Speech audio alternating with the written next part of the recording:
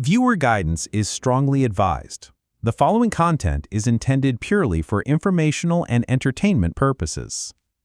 The tension in the courtroom was unbearable as day 2 of the explosive Diddy trial began.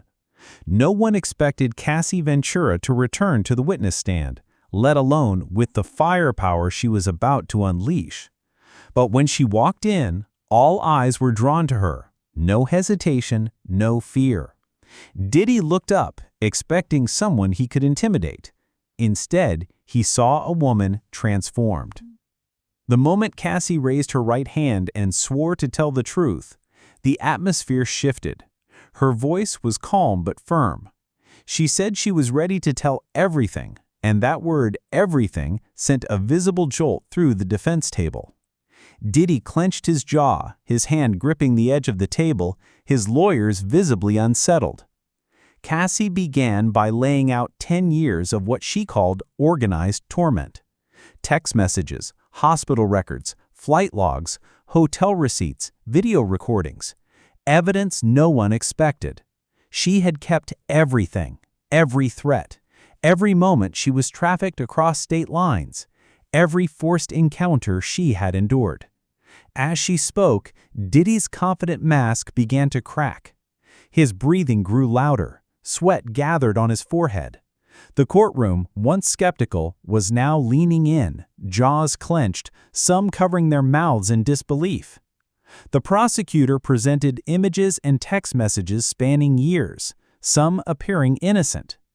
But Cassie decoded each one, revealing a hidden language of control, coercion, and abuse. Every message told a story of power used not to uplift, but to dominate. Then came the audio recording. The courtroom was warned about the disturbing nature of what they were about to hear.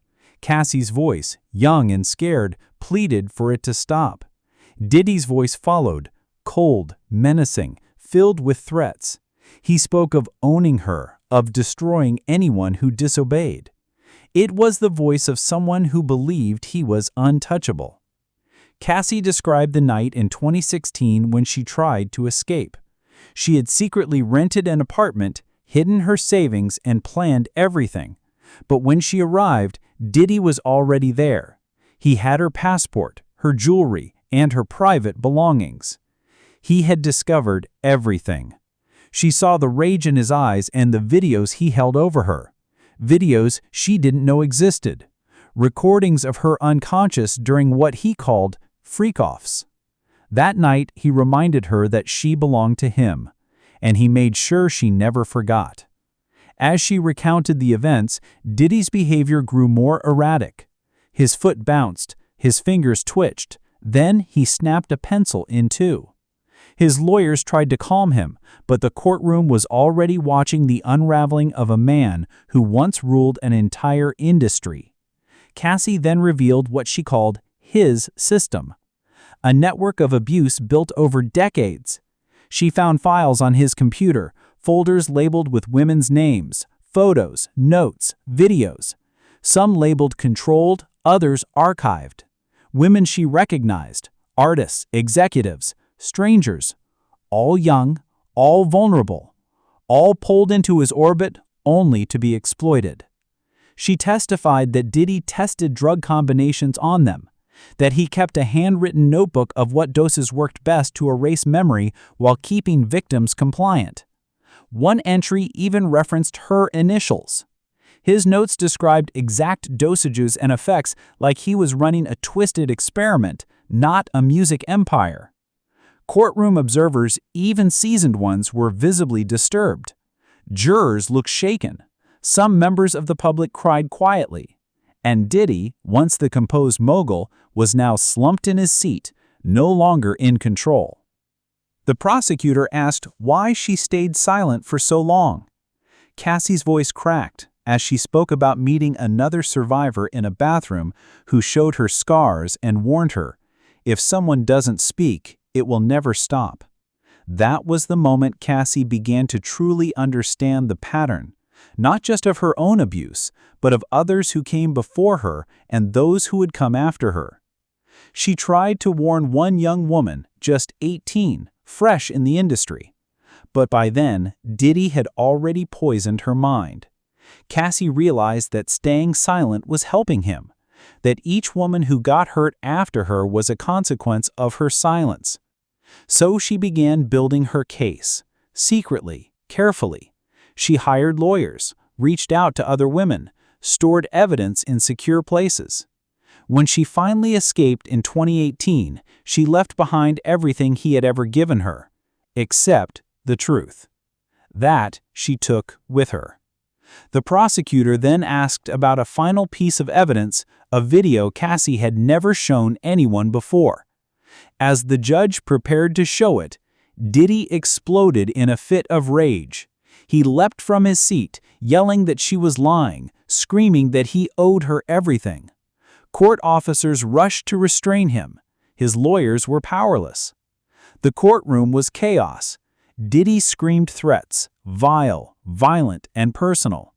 He shouted that he ran the industry, that he would ruin everyone.